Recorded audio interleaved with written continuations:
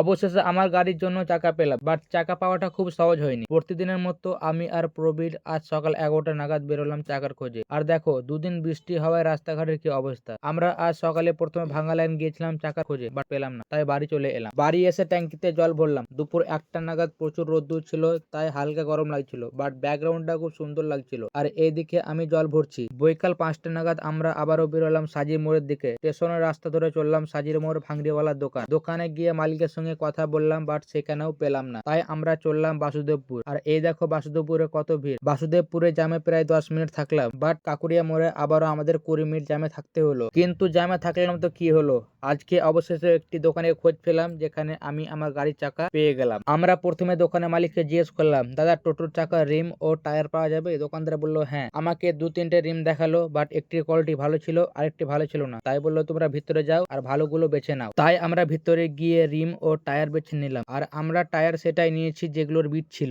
রিম ও tyre বাছার পর মিস্ত্রিদা রিম, tyre ও tube set করেছিল। Set করার সময়ও আমি ভালো করে দেখছিলাম যে সব ঠিকঠাক আছে কিনা। টায়ার সেট করার পর আমরা গেলাম গ্রিলের দোকান, বাট দোকান বন্ধ ছিল, তাই দোকানের মালিককে জিজ্ঞেস করে টায়ারগুলো ভিতরে চালিয়ে দিলাম। গ্রিলের দোকানে সমস্ত টায়ার ফেলে দেওয়ার পর চললাম আমরা বাড়ির দিকে।